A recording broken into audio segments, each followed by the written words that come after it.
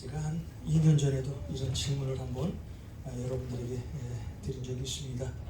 사람은 악할까요? 착할까요? 선할까요? 사람은 나쁠까요? 어떻습니까? 우리 성도님들 앞에서 이런 얘기하기가 참 좀 부끄러워요. 왜냐하면 여러분들은 정말 주 안에서 말씀 안에서 선하게 착하게 사는 여러분들인데, 사람의 본성은 착할까? 아니면 악할까요? 어떻습니까, 여러분? 악합니다. 예. 네, 오늘 우리 한 목사님께서 성경에 답을 해주셨는데, 우리 맹자가 옛날에 그랬잖아요. 사람은 선하다. 그래서 성선설을 주장했죠. 근데 계몽의 아버지 장자크 루소라는 사람도 사람은 선하다.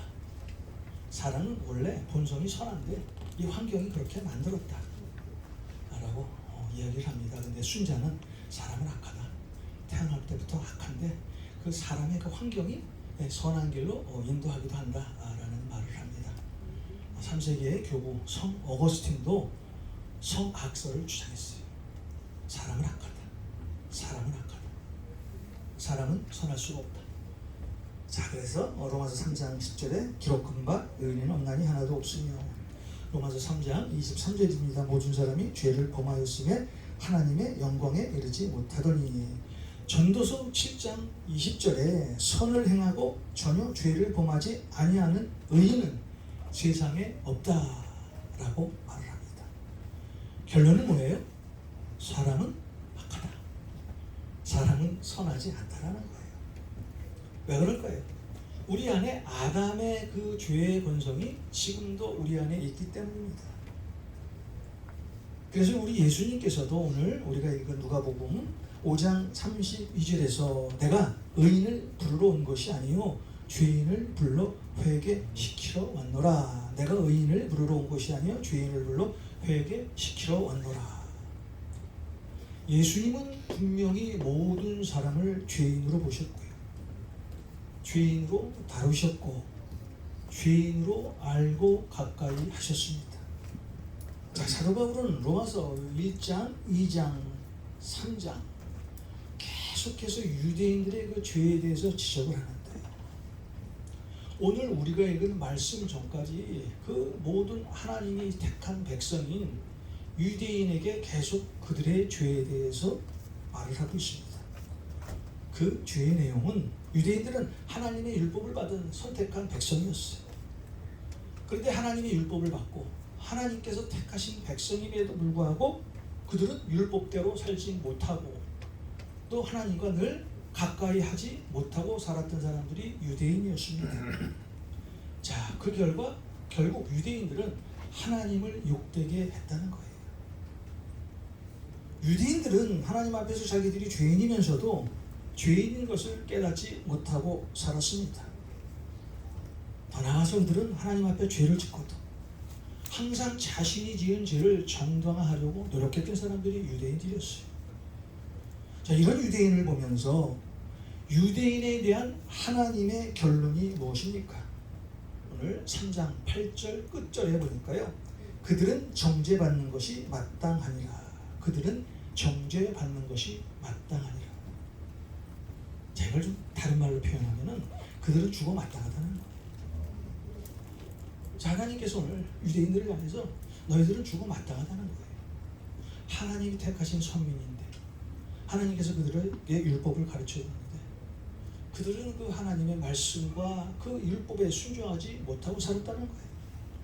자, 그러면서 바울은 모든 사람이 다 죄 아래에 있다고 오늘 말씀을 하는데요. 자, 이제 9절에서 이제 관심의 초점을 유대인으로부터 우리에게로 지금 돌리고 있죠. 자, 여기서 우리라는 그 표현은 편지를 쓰는 바울을 포함한 나와 여러분 모두를 가리킵니다. 오늘 말씀을 읽고 있는 여러분을 가리킵니다. 오늘 말씀을 대언하는 나를 가리킵니다. 이 자리에서 예배드리는 모든 사람을 지금 가리키는 거예요. 여기서 우리라는 단어는, 자, 우리 모두가 죄인이라는 것입니다. 우리가 죄인인데 그 죄인의 성격이 보통 죄인이 아니라는 거예요. 우리가 이제 로마서 3장 13절에서 18절까지의 말씀을 계속 강의하면서 들을 텐데요. 우리의 죄가 너무 크다는 거예요. 어떻게 보면 바울이 로마서에서 이 유대인들에게 했던 그 죄에 대한 지적보다 오늘 저와 여러분에 대해서 더 어떻게 보면 강력하게 우리의 죄를 지적하고 있어요. 자, 먼저 9절을 한번 볼까요? 오늘 말씀의 9절입니다. 오늘 말씀의 9절. 그러면 어떠하랴? 우리는 나으냐? 결코 아니라. 유대인이나 헬라인이나 다 죄 아래 있다고 우리가 이미 선언하였느니라. 자, 그러면 어떠하냐? 여러분들은 낫냐라는 거예요.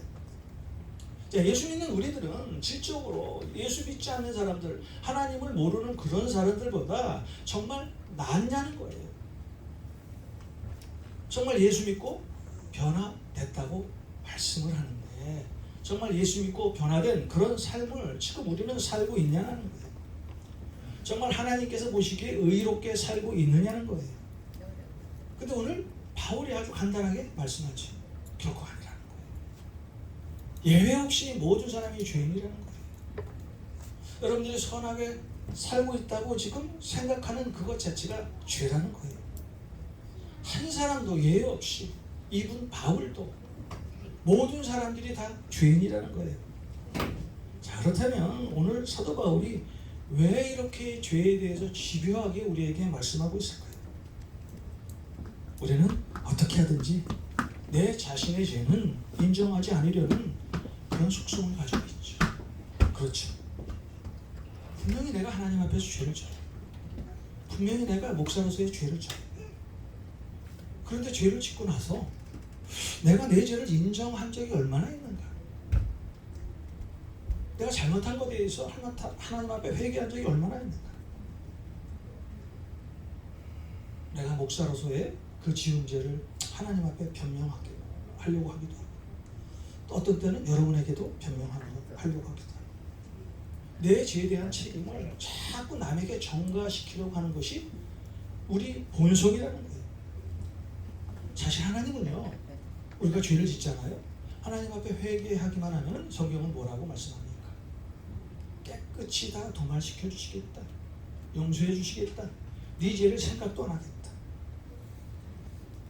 자, 그럼에도 불구하고 우리는 내가 지은 죄를 인정하지 않으려고 하는 그런 잘못된 죄의 본성이 있다는 거예요. 그래서 세례 요한이 광야에서 첫 번째 한 말씀이 회개하라 천국이 가까이 왔느니라. 우리 예수님께서도 공생의 첫 말씀이 회개하라 천국이 가까이 왔느니라. 자, 그렇다면 우리가 왜 내 자신이 죄인임을 인정하고 고백하는 그 상태가 왜 그렇게 중요할까요? 내가 죄인임을 인정하지 않으면요, 나에게 예수가 필요 없어요. 그렇죠? 내가 의로운데, 내가 하나님처럼 사는데, 내가 정말 선하게 사는데, 그렇다면 우리에게 예수가 왜 필요했겠어요? 하나님이 왜 필요했겠어요? 성령님의 음성이 왜 필요했겠어요? 자, 예수님이 이 땅에 오신 이유, 분명히 오늘 우리가 읽은 누가복음 5장 32절에 죄인 때문에 우리에게 오셨다는 거예요. 그런데 우리 하나님 앞에서, 예수님 앞에서, 성령님 앞에서 내가 죄인이 아님을, 죄인임을 인정하지 않는다면 우리에게 예수님이 필요 없다는 거예요. 자, 그렇다면 우리가 왜 죄를 짓습니까? 내가 왜 죄를 짓을까? 죄를 지을까? 내가 하나님 앞에서 왜 죄를 지을까? 두려움이 없기 때문에. 하나님을 두려워하지 않기 때문에 내가 하나님 앞에서 죄를 짓게 되는 거예요. 잠언 16장 6절의 말씀처럼 하나님을 경외하는 사람은 악에서 떠난다는 말씀이 있어요. 하나님을 경외하는 사람은 악에서 떠난다. 자, 그렇잖아요. 우리가 세상에 나가면요, 여러 발길을 갈 때가 많아요. 그죠? 저도 세상에 나가면 갈 데가 많아요. 보고 싶은 것도 많아요. 먹고 싶은 것도 많아요. 그런데 때로는 우리가 세상에 나가서 차지하잖아요. 내가 갈 곳과 가지 말아야 하고. 왜 그럴까요? 내 마음 가운데 계신 예수님이 그곳에 가지 말라고 하는 거예요. 그때 그 말씀에 순종할 때 나는 그곳에 발을 들이지 않게 됩니다. 하나님을 두려워하는 자는 감히 죄를 짓지 않게 되죠. 죄는 우리가 하나님을 떠나는 순간 우리를 붙잡는 그것이 죄라는 거예요. 자, 그렇다면 죄의 결과는 뭘까요? 로마서 8장 7절의 말씀처럼 육신의 생각은 하나님과 원수가 되나니. 육신의 생각은 하나님과 원수가 되나니. 자, 우리가 하나님과 원수가 되면은 어떤 상태로 변할까요? 우리가 하나님과 원수가 되면은요, 제일 먼저 기도가 되잖아요. 기도가 나오잖아요. 찬양이 끊깁니다. 감사가 사라져요. 하나님과 원수된 육신은 육신적으로 살았어도요, 그의 심령은 이미 죽었다는 말입니다. 오늘날 우리 기독교의 문제, 우리 그리스도인의 문제가 뭡니까? 사실 우리가 예수 믿고 변화되면요, 하나님께서 우리에게 모든 복을 주시겠다고 말씀하고 있어요. 그런데 우리가 하나님을 믿는 이 목적, 교회를 다니는 이 목적, 이것을 늘 우리는 세상적인 어떤 복에 대한 그런 것에 대한 것에 그 생각만 하고 교회를 다닐 때가 있죠. 자, 쉽게 얘기하면 기복신앙입니다. 우리가 교회 다니면은요, 건강도 주고 물질의 복도 주고 자녀도 잘 되게 하죠. 또 사업도 잘 돼요. 맞아요. 맞습니다. 그런데 성숙한 그리스도인은요, 한 단계 더 나아가야 돼요. 여러분들 신명기 28장 읽어보셨잖아요. 그렇죠? 우리 하나님께서 주실 그 현세의 복이 아주 세세하게 다 나와 있어요. 나중에 신명기 28장 한번 읽어보세요. 하나님께서 우리에게 얼마나 큰 복을 주시는지 그 신명기 28장에 다 나와 있다니까. 그런데 그런 복을 받기 위한 전제가 신명기 28장 1절과 2절에 나와 있어. 자, 우리가 하나님 앞에 기도하고 하나님으로부터 복을 받기 위해서는 하나님께서는 우리에게 요구하시는 명령이 있다는 거예요. 자, 신명기 28장 1절과 2절에 이런 말씀이 있습니다. 내가 내 하나님 여호와의 말씀을 삼가 듣고 내가 오늘 내게 명령하는 그의 모든 명령을 지켜 행하면 내 하나님 여호와께서 너를 세계 모든 민족 위에 뛰어나게 하실 것이라. 내가 내 하나님 여호와의 말씀을 청종하면 이 모든 복이 내게 임하며 내게 이르노니. 하나님께서 우리에게 기도하면 복을 내려주시는데 그 복을 내려주실 때 전제 조건이 있다는 거예요. 그 전제 조건이 뭐예요?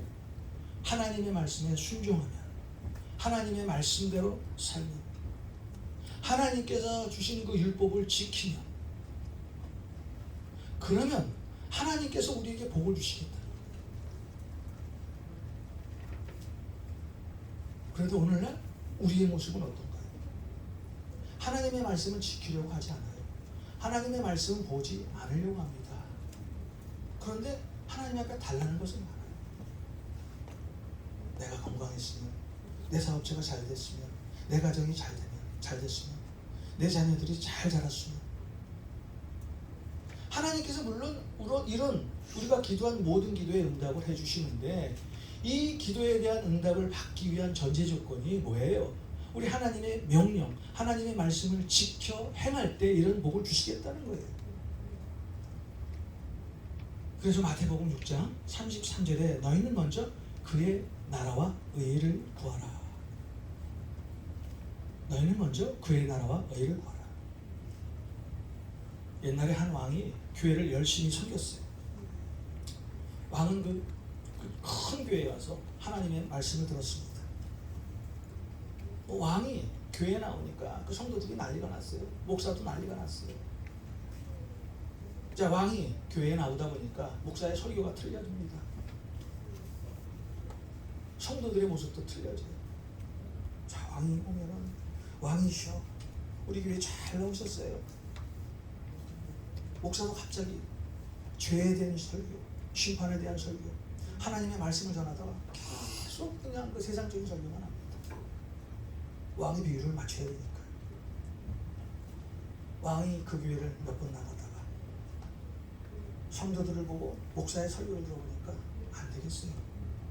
그래서 그 교회를 나가지 않게 됩니다. 어느 날 신하에게 좀 좋은 교회, 하나님의 말씀이 선포되는 그런 교회가 없겠느냐 하고 묻습니다. 그랬더니 신하가 대단합니다.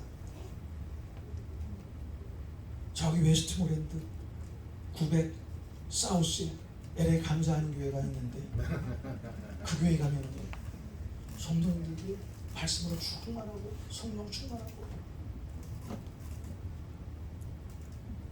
그 설교도 하나님의 말씀만 전하는데 그 얘기를 듣고 그 왕이 LA 감사하는 교회를 옮기게 됩니다. 아멘. 그랬더니 신하들이 많이 났어요. 아멘. 그 교회는 성도들도요 한 30명도 안 되는데 근데 왕이 LA 감사하는 교회를 한번 와서 설교를 듣습니다. 설교를 듣기 전에 성도들을 만나요. 성도들을 만나보니까 성령 충만하거든요. 말씀에 순종하는 그런 모습들이 보이거든요. 그래, 내가 이런 성도라면 내가 같이 한번 신앙생활을 할 수 있겠구나 하고 LA 감사하는 교회에 등록을 해버렸어요. 아멘. 자, 이런 역사가 날마다 있기를 주님의 이름으로 축원합니다. 할렐루야. 우리가 죄에서 이길 수 있는 길 다른 것 없습니다. 십자가에 내가 박혀야 돼. 내가 그리스도와 함께 십자가에 못 박혔나니 그런즉 이제는 내가 사는 것이 아니요 내 안에 그리스도가 사는데. 그럴 때 우리는 죄에서 이길 수 있다. 우리가 죄에서 이기기만 한다면 그런 중 누구든지 그리스도 안에 있으면 새로운 피조물이라. 새로운 피조물로 거듭날 수가 있다.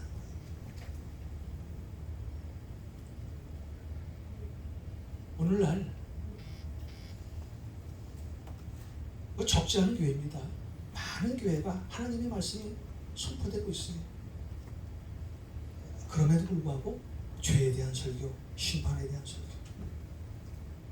이런 것들이 지금 많이 사라지고 있습니다. 그런데 성경은 분명히 죄에 대해서, 심판에 대해서 계속 말씀하고 있거든요. 우리 성경의 마지막 요한계시록이 뭡니까? 심판에 대한 말씀이에요. 그렇죠? 우리가 하나님의 말씀에 순종할 때 우리는 거룩한 백성으로서 구원받고 그렇지 못한 사람들은 심판을 받을 것이라는 것이 성경의 마지막 말씀이에요. 여러분, 우리가 죄에 대해서 자유로워져야 되는데 자유롭기 위해서는 우리가 하나님의 말씀에 순종해야 된다. 자, 오늘 말씀의 10절을 한번 볼까요? 오늘 말씀의 10절입니다. 기록된 바 의인은 없나니 하나도 없으며. 기록된 바 의인은 없나니 하나도 없으며. 기록된 바. 자, 구역 성경을 가리키죠. 하나님의 말씀에 의인은 하나도 없다고 말씀하는 거예요. 자, 유대인도 그렇고 헬라인도 그렇고 오늘 이 자리에 계신 여러분도 그렇고 나도 그렇고 모든 사람이 다 죄 아래에 있다는 거예요. 하나님 보시기에 의인이 없다는 거예요. 오늘 10절 이하에 보면요, 없으니 없다, 없다, 없으며, 없으며, 없다라는 그 없다라는 말, 나띵이라는 말이 한 6번 계속 강조해서 나오고 있는데, 자, 의인은 세상에 없다는 거예요. 그런데 참 신기하게도 이 사람들은 죄를 상대적으로 생각할 때가 많죠. 그렇죠? 내가 죄를 짓습니다. 나는 저 사람 때문에. 내가 죄를 짓습니다. 내가 이 사람 때문에 그렇죠.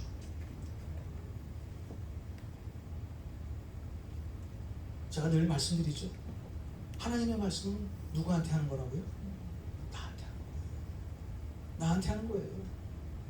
나는 오늘 목사로서 하나님의 말씀을 여러분 앞에 대언할 뿐이지 이 말씀은 나한테 하는 거예요. 내가 이 말씀을 듣고 회개하고 하나님 앞에 가까이 가는 거예요.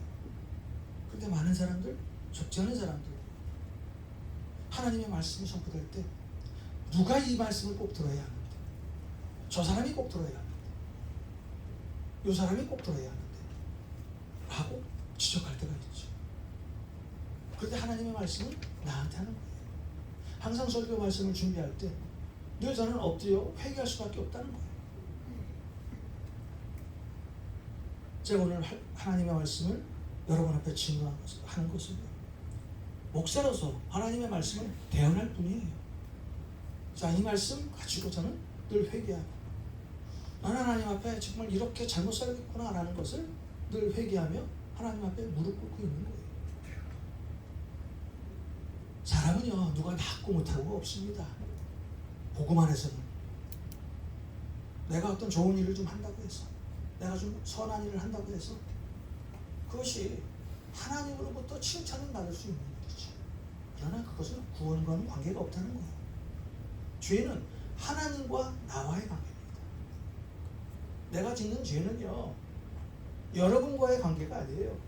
내가 짓는 이 죄는 하나님과 나와의 관계라는 거예요. 여러분, 소돔과 고모라가 멸망당했잖아요. 의인 몇 명이 없어서 멸망당했을 거예요? 10명이 없었어요. 소돔과 고모라에 의인 10명이 없었어요. 자, 우리 예레미야 선지자, 예루살렘 성읍에 의인 한 명이 없다는 그것을 놓고 우리가 통곡을 하잖아요. 우리 모두는 죄인입니다. 그래서 하나님 앞에 회개하는 그 사람만이 하나님과 가까이 갈 수 있다는 거예요. 자, 결국 이런 죄로 인하여 타락한 사람들의 상태가 11절 예화에 나와 있는데요. 우리 11절 한번 볼까요? 깨닫는 자도 없고 하나님을 찾는 자도 없고. 자, 깨닫는 자도 없고. 죄악된 우리들은요, 내가 죄인이면서도 하나님 앞에 내 죄를 깨닫지 못하고 살고 있다는 거예요. 내가 얼마나 악한 존재인지를 알지 못하고 살고 있다는 거예요. 자, 한 번 죽는 것은요, 하나님께서 우리에게 정하신 이치입니다. 그런데 죽고 나서는 반드시 심판이 있겠죠. 우리는 이 세상을 영원히 살 것처럼 그런 생각을 하면서 살아가기도 합니다. 그래서 내가 짓는 그 죄, 내가 죄인임을 모르고 살 때가 많아요. 시편 14장 1절입니다. 어리석은 자는 그 마음에 이르기를 하나님이 없다 하도다. 죄인은 부패하고 행실이 가증하여 선을 행하는 자가 없도다.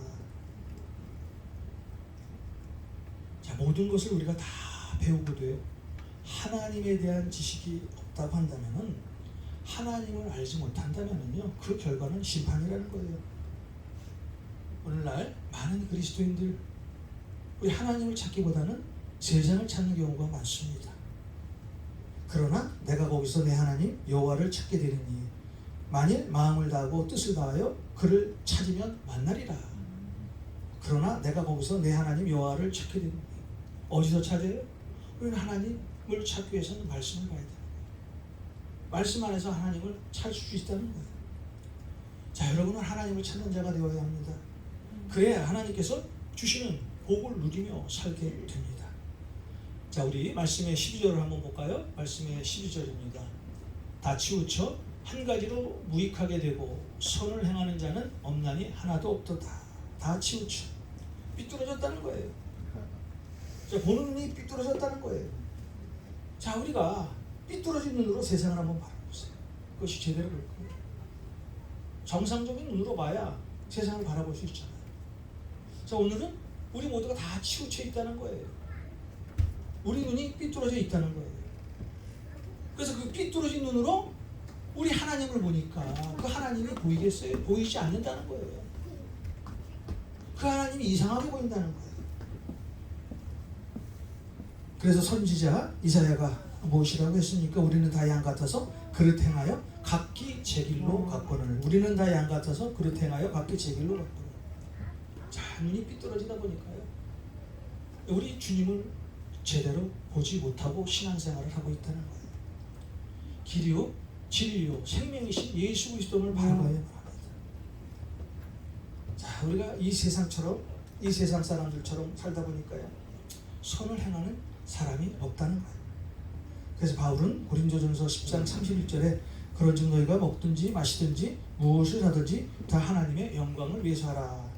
그런즉 여러분들이 무엇을 하든지 먹든지 마시든지 무엇을 하든지 다 하나님의 영광을 위해서 하라라고 말씀하는 거예요. 자, 우리는 하나님의 영광을 위해서 살아야 될 줄 믿습니다.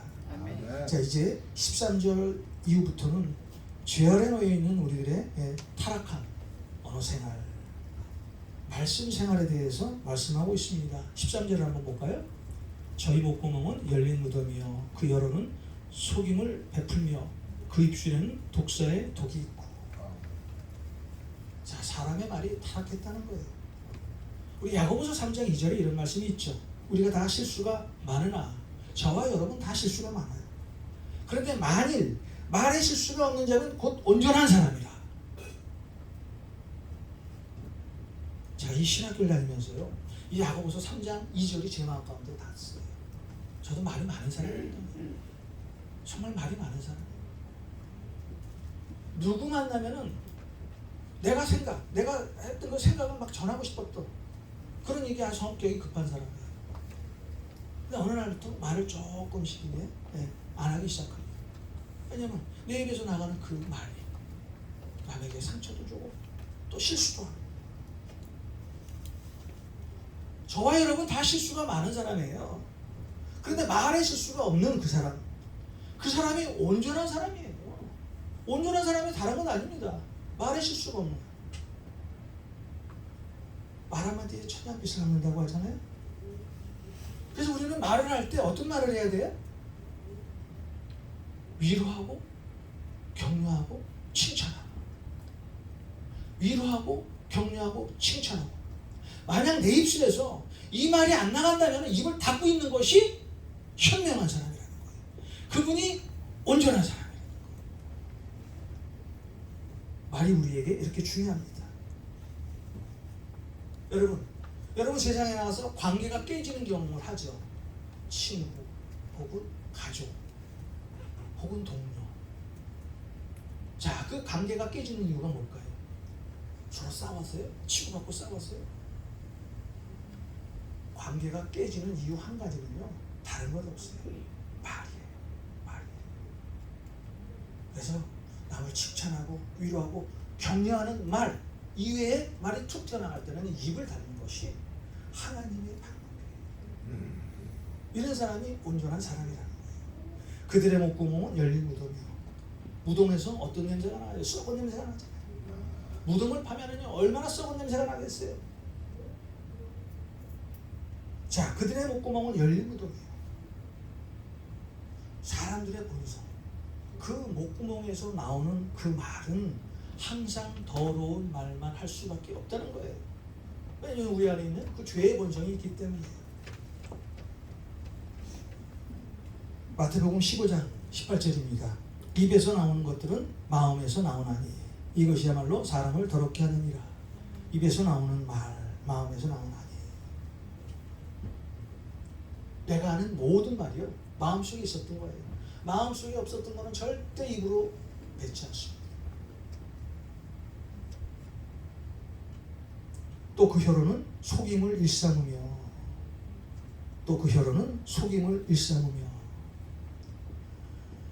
우리가 말하는데 가장 아주 흥미롭고 우리에게 쾌감을 주는 말이 있죠. 어떤 얘기일까요? 뒷담화. 그렇죠? 뒷담화. 어느 사회학자가 그래요. 이 뒷담화 이것이 사람에게 가장 큰 쾌감을 주고 나중에는 평안까지 준대요. 쾌감도 주고 평안까지 허락하는데, 그런데 시간이 지나면은요, 뭔가 마음이 찜찜하대요. 처음에는 좋대요. 평안도 준대요. 이런 어떤 사회학자가 하는 얘기예요. 저도 뒷담화할 때는 마음이 평안하고 또 기분이 좋을 때가 있어요. 여러분, 오늘 이후부터 어떤 사람을 이야기할 때는 칭찬해주고 위로해주고 격려해주고, 자, 이런 말만 하시길 주님의 이름으로 축원합니다. 아멘. 우리가 말 잘하면은 우리 주님께서 온전한 사람이라고 말씀하잖아요. 그 입술에는 독사의 독이 있고, 자, 목구멍에서 시작해서 혀로 오고 그 다음은 입술로 나왔어요. 여러분, 뱀이 사람을 물면 죽습니다. 그 이빨에 독이 있기 때문입니다. 내가 내뱉는 그 독성, 그 말 한마디로 남을 죽일 수 있다는 거예요. 그래서 바울은 14절에 그 입에는 저주와 악독이 가득하고, 남을 저주하는 말, 그런 말은 남을 죽인다는 거예요. 혀는 무섭습니다. 말이 씨된다는 말이 있잖아요. 우리는 계속 누구를 만나고 누구의 이야기를 할 때는 격려해주고 칭찬해 주어야 합니다. 우리의 입술은 사실 부정해요. 너나 할 것 없습니다. 우리 이사야서 6장에 보면 우리 이사야 선지자가 성전에 올라가서 그 스랍들이 찬양하는 그 모습들을 보잖아요. 그때 그 스랍들이 찬양하는 그 모습을 보고 선지자가 뭐라고 합니까? 같이 찬양했어요? 부정한 나의 입술이요. 하나님 앞에 찬양하는 천사를 보고 부정한 나의 입술이요.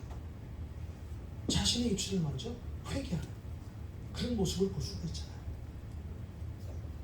15절의 말씀을 한번 또 볼까요? 15절. 그 발은 피 흘리는데 빠른지라. 자, 발은 행동을 가리키고, 자, 피를 흘린다. 살인을 말합니다. 자, 우리의 말로 사람을 죽인다는 거예요. 우리가 살인자가 되었다는 거예요. 더 나아가서 남을 통하여 해를 끼치고 살고 있다는 거예요. 이렇게 우리의 말이 중요하다는 거예요. 자, 이제 죄의 결과로 오는 현상을 16절, 17절에서 바울은 말하고 있는데요. 16절, 파멸과 고생이 그 길에 있어. 결국 말을 잘못하면 파멸이라는 거예요. 고생의 길이라는 거예요. 말 한마디 잘못해서 나도 죽고 너도 죽는다는 거예요. 오늘 17절, 평강의 길을 알지 못하였고 평강의 길을 알지 못하였고. 죄는 두려움을 우리에게 가져다 줍니다. 죄 짓는 사람은 공포 속에서 살 수밖에 없어요. 평화가 사라져요. 자, 오늘 바울은 우리에게 두 가지 길을 보여주었습니다. 하나는 파멸과 고생의 길이고 또 하나는 평강의 길이다. 자, 우리가 말을 잘함으로써, 말을 잘 지킴으로써 우리 마음 가운데 평안이 찾아올 수 있다는 거예요. 자, 18절입니다. 저희 눈앞에 하나님을 두려워함이 없느니라 함과 같으니라. 자, 오늘 말씀의 결론이에요. 자, 모든 죄는 어디서부터 온다고요? 하나님을 두려워하지 않는 데서부터 온다. 자, 우리는 세상에 나가면요, 우리가 어떤 그 잘못된 일을 할 때는 내 앞에 사람이 있으면 그 잘못된 그 행위를 하지 않게 되는 경우도 있죠. 제가 이런 경우가 한 번 있었어요. 한 10년 정도 됐나요? 여기 알바라도의 그 다운타운에 가면은 갭이라는 그 청바지 만드는 공장, 옷을 만드는 큰 공장이 있었어요. 거기서 이제 딜리버리를 하러 그 갭이라는 그 공장에 갔는데 차문을 열고 딱 내리고 그 딜리버리한 꽃을 가지고 가려고 딱 하는 순간에 발 밑에 뭐가 뚝 떨어져 있는 거예요. 보니까 돈이 이만큼 떨어져 있어. 근데 보니까 20불짜리예요. 뭉치야 뭉치. 동그랗게 말려 있는데 내가 딱 봐도 한 달 월급은 되는 것 같아. 순간적으로 그 돈을 딱 짚고 앞을 봤어요. 그런데 그 앞에 누가 있었냐면 시큐리티가 앉아 있었어. 근데 나중에 보니까 내가 그 시큐리티 앞에 갈 때 보니까 그 사람이 나를 보고 있지도 않았어. 아주 순간입니다. 짚고 딱 봤는데 시큐리티가 있는 거예요. 자, 그 돈을 제가 먹었겠습니까? 갖다 줬겠습니까? 갖다 줬죠. 그런데 보세요. 만약 그 시큐리티가 없었어. 돈이 이만큼 떨어져 있어. 내가 봐도 한 달 월급 더 돼. 내가 먹었겠죠? 아니요. 아니, 저는 먹었을 것 같아요. 절대 안 먹. 사람이 보세요. 내 앞에 어떤 사람이 있잖아요. 나를 쳐다보고 있는 것 같으면요, 그 앞에서 죄를 잘 못 짓니다. 그런데 하나님께서 우리를 24시간 눈동자같이 지켜보고 있는데 우리가 어떻게 하나님 앞에서 죄를 짓겠어요? 그거예요. 죄를 짓는 건 하나님 앞에서 두려움이 없기 때문이에요. 자, 오늘 바울이 우리의 모든 그 죄를 추악하게 들춰낸 이유가 뭐예요? 우리가 지금 죄 아래 있다는 사실과 하나님의 심판과 진노 아래에 놓여 있다는 사실을 깨닫지 못하고 살고 있기 때문이에요. 우리는 다 죄 아래에 있습니다. 누구 하나 여기서 자유롭지 못해요. 그러나 예수 그리스도의 보혈로 내 죄를 날마다 씻을 때 우리는 죄에서 해방될 수 있다는 거예요. 아멘. 주님의 보혈로 날마다 여러분의 죄를 씻으셔서 하나님 앞에 온전한 사람으로, 하나님 앞에 칭찬받는 사람, 하나님 앞에 영광 드리는 여러분이 되시길 주님의 이름으로 축원드립니다. 아멘.